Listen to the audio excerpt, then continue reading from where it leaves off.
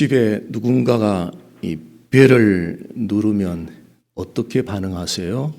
그냥 아무 생각 없이 문을 활짝 열어주세요. 아마 그렇게는 안 하실 것 같아요. 누가 벨을 띵뚝 누르면 누구세요? 확인을 하죠. 확인하는 이유는 누구를 받아들이느냐에 따라서 집안 분위기가 달라질 수 있기 때문에 그렇죠. 반가운 손님을 받아들이면 집안이 밝아지고, 또 불편한 사람을 받아들이면 집안 분위기가 무거워지고, 또 낯선 사람을 받아들이면 약간 긴장도 되고 두렵기도 하고, 이처럼 우리 인생도 누구를 마음에 받아들이는가에 따라서 달라질 수 있습니다. 지금 여러분은 마음에 누구를 받아들이고 살아가고 계십니까? 마음에 누군가를 받아들이는 것, 오늘 말씀은 이것을 영접이라는 단어로 표현을 하고 있습니다. 영접. 자, 그렇다면 마음에 누구를 영접하고 살아가는 것입니까?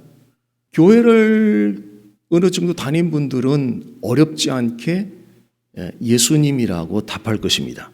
그런데 예수님을 영접한다는 이 의미의 그 무게감, 이것이 얼마나 중요한지에 대한 그 무게감을 종종 잊고 살아갈 때가 있어 보입니다. 그래서 오늘은 영접하는 자, 그 이름을 믿는 자들은 하나님의 자녀가 되는 권세를 준다 했는데, 예수님을 영접한다는 것이 무슨 의미인지, 그리고 이어서 그의 이름을 믿는 자, 예수님의 이름을 믿는다는 것은 어떤 의미인지에 관해서 살펴보겠습니다. 예수님을 영접한다는 것은 어떤 의미입니까?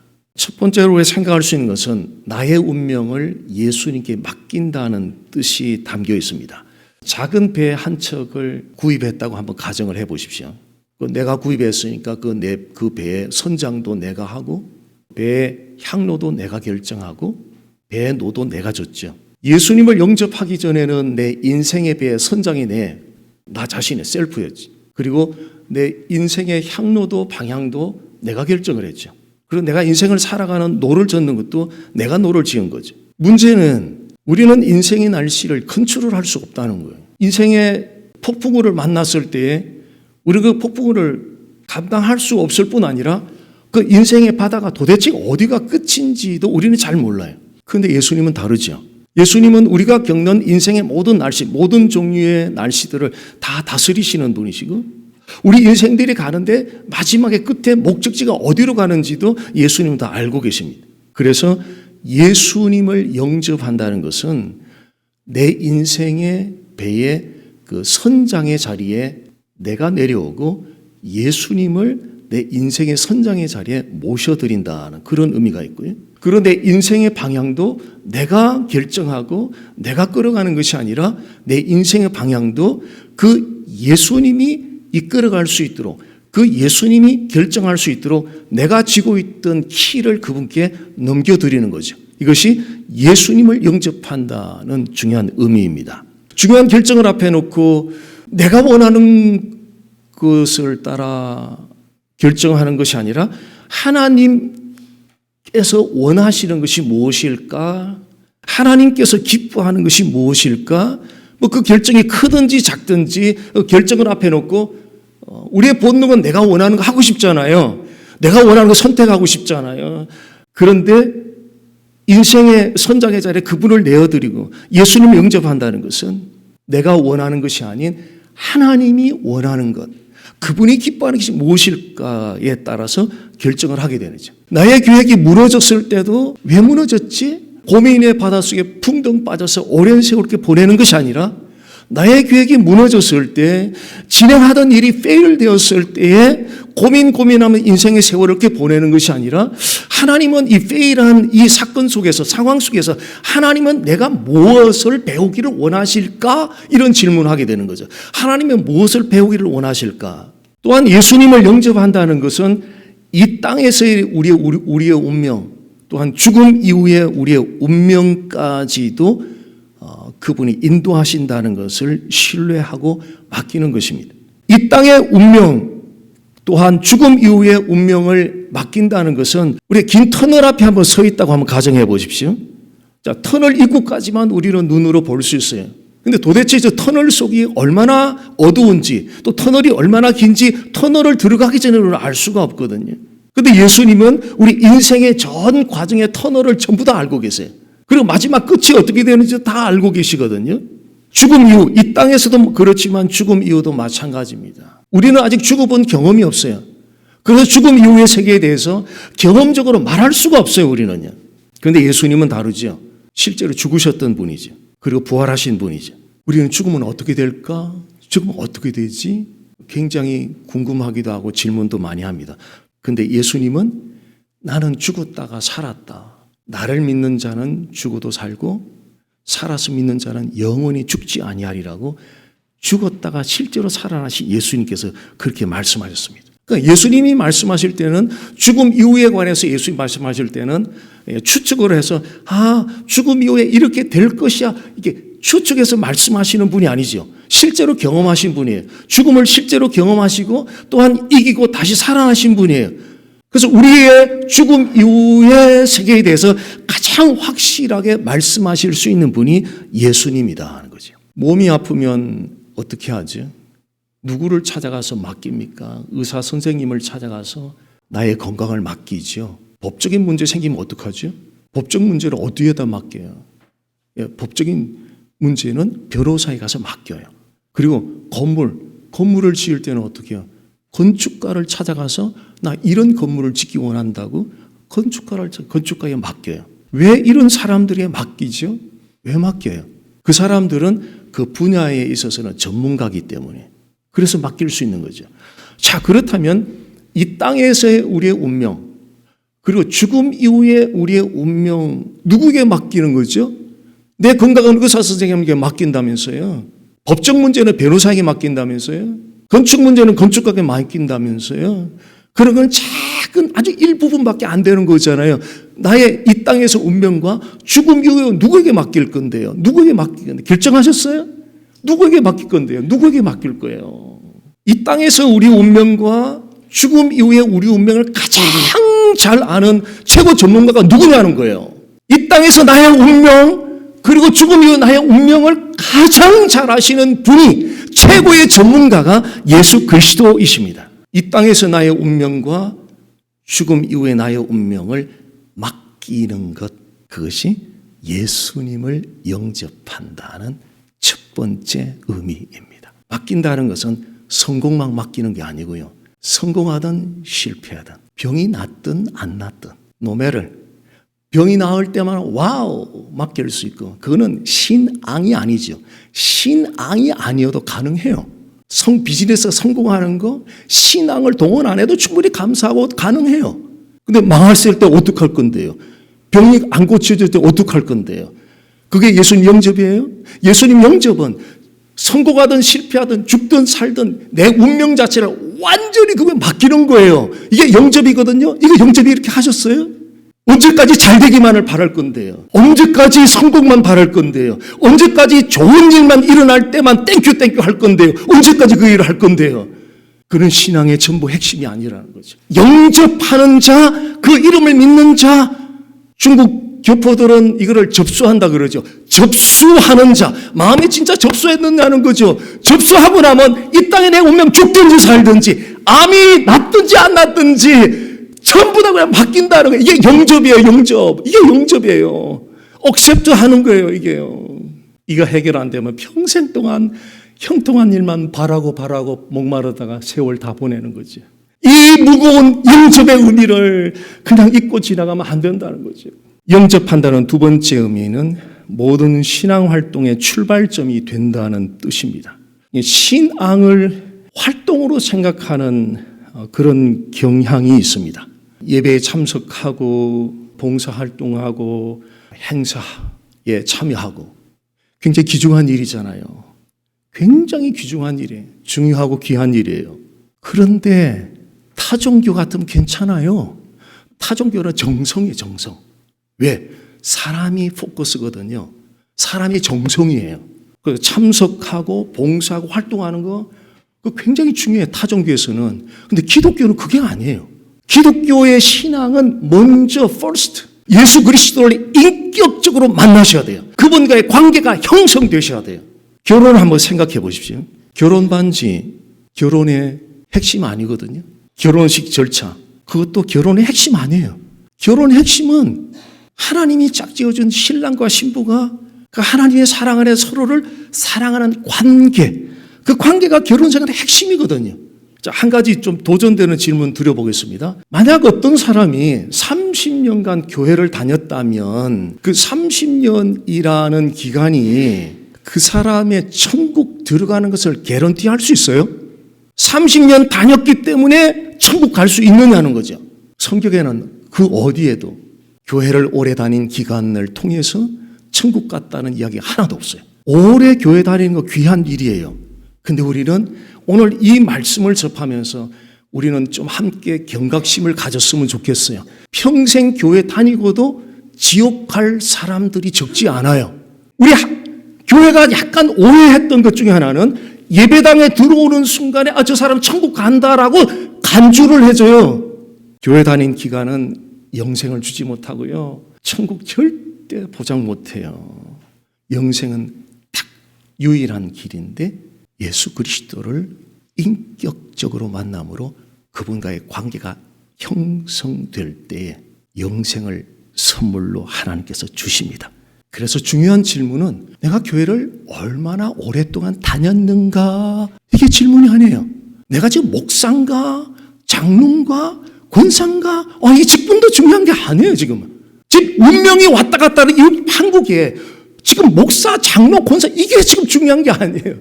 교회를 몇 년 다니 이게 중요한 게 아니에요. 운명이 왔다 갔다 하는 이 순간에 중요한 질문은 내가 정말 예수 그리스도를 인격적으로 만났는가예요.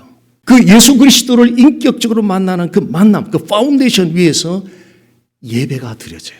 예수님을 인격적으로 만난 그 관계가 형성된 데서 기도할 때 기도가 하나님께 상달되고 봉사가 하나님께 올려지는 헌신이 될 수 있다는 거죠. 모든 신앙생활의 출발점은 예배가 아니에요. 모든 신앙생활의 출발점은 봉사가 아니에요. 모든 신앙생활의 출발점은 예수 그리스도를 인격적으로 만나는 만남에 있다는 거예요. 예수님을 영접한다는 의미가 무엇인가? 세 번째는 인생의 역경을 극복할 힘을 공급받는다는 뜻이 있습니다. 인생이 쉽지 않다는 거 모두 다 동의하실 겁니다. 건강 문제, 경제 문제, 사람들과의 관계의 갈등 문제, 예상하지 못했던 실패, 마음의 상처들, 어느 누구도 예외가 없잖아요. 근데 사도 바울이 내게 능력 주시는 자 안에서 내가 모든 것을 할 수 있다는 놀라운 고백을 했어요. 자, 이 놀라운 고백을 하던 그 당시 시츄에이션이 편안한 리조트에 앉아서 이런 고백을 한 게 아니에요. 차디찬 정말 열악한 로마 감옥 그 좁은 공간 안에서 이 고백을 했거든요. 그 감옥 안에서는 자유가 다 박탈된 장소예요.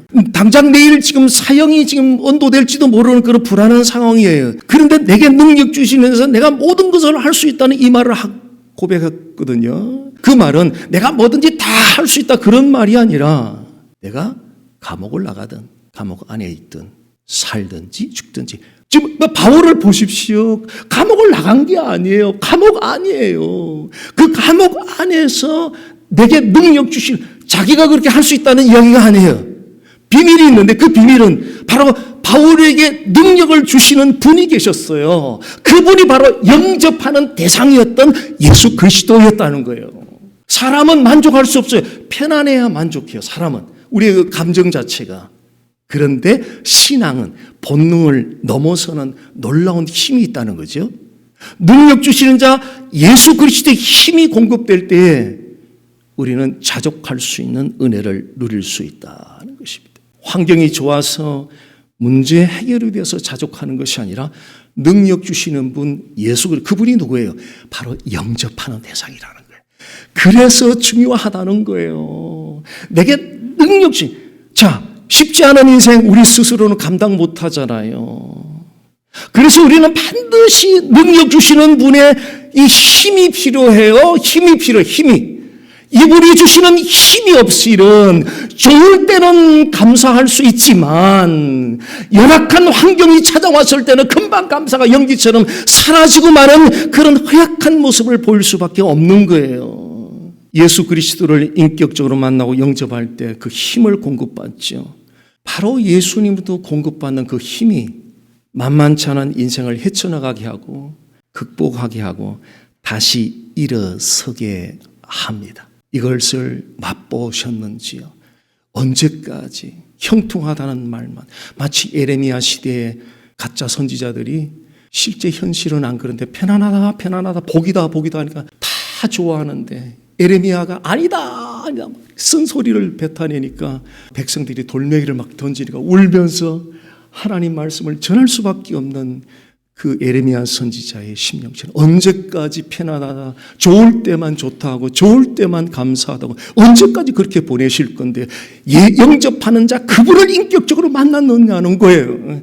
지금 환경이 얼마나 형통했는가가 중요한 것이 아니라 영접하는 대상을 성령을 통하여 진실로 지금 만나보셨느냐는 거예요. 이거는 반드시 해결해야 돼요. 해결해야 돼요.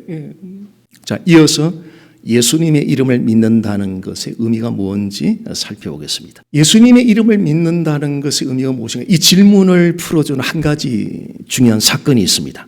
이스라엘 백성들이 애굽에서 430년간 종살이를 하다가 해방되어서 나왔어요. 광야에 나왔는데 그 목적지는 가나안 땅이에요. 근데 가나안 땅 안에 지름길이 있었어요. 그 지름길이 에돔이라는 지역을 지나가야 되는데 이스라엘 백성들 중에서 에돔 왕에게 부탁을 했죠. 좀 지나가게 해달라고. 그런데 에돔 왕이 거절을 했어요. 그러니까 어떻게 지름길을 눈앞에 놓고 빙빙 돌아가니까 가뜩이나 지금 광야에 나오니까 먹을 것도 지금 부족하죠. 마실 물도 없죠. 그러다 가는 길까지 돌아가니까 이스라엘 백성들이 그때부터 막 불평을 쏟아내기 시작했어요. 하나님과 모세에게 불평을 쏟아내기 시작했는데 그 모습을 하나님 보시고 진노하셨어요.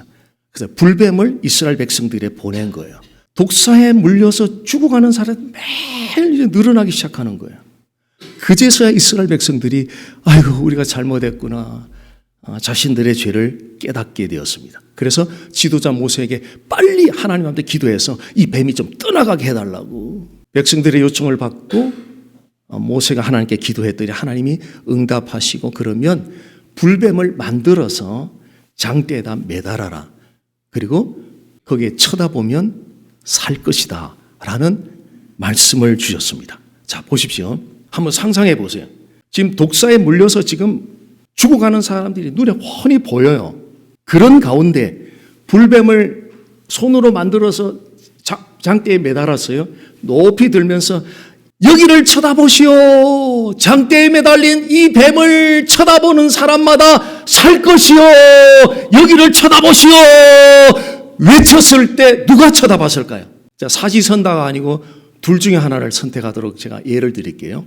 독사에 첫 번째는 독사에 안 물린 사람, 두 번째는 독사에 물린 사람. 여기를 쳐다보시오. 장대에 매달린 이 뱀을 쳐다보면 여러분이 살 것이요.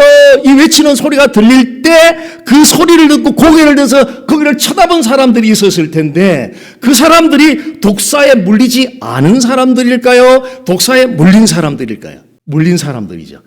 물려서 내 몸에 지금 독사의 독이 들어와서 다 퍼졌구나.